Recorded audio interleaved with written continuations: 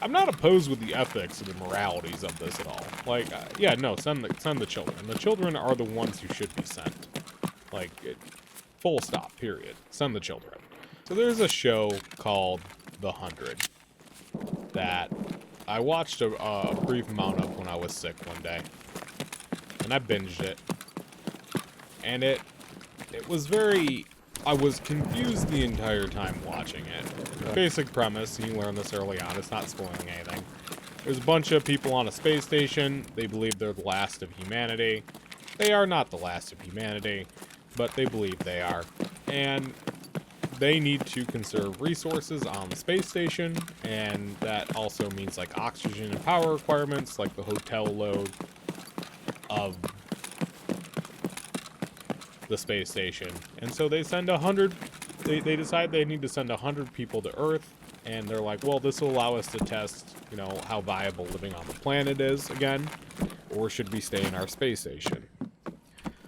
So they send 100, like, delinquent children to the planet to be like, go find out if we can survive here, because you're the kids. And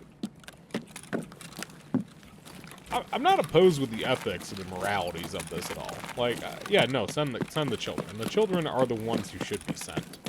Like, full stop, period. Send the children. The issue I have is, like, how they go about sending the children. Like, they don't be straight up with everybody on the space station and be like, listen, we're all going to die. We can feed and we can house this many people. Right? Like, we can do all that. We need people to sacrifice and volunteer, and they don't do it. And it's a great, so I like how it starts off, right? Because that actually works. Again, not an issue with that necessarily.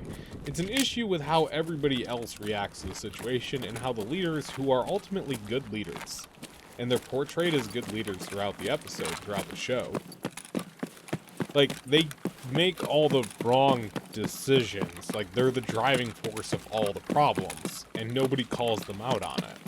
Like, I compare the... Ooh.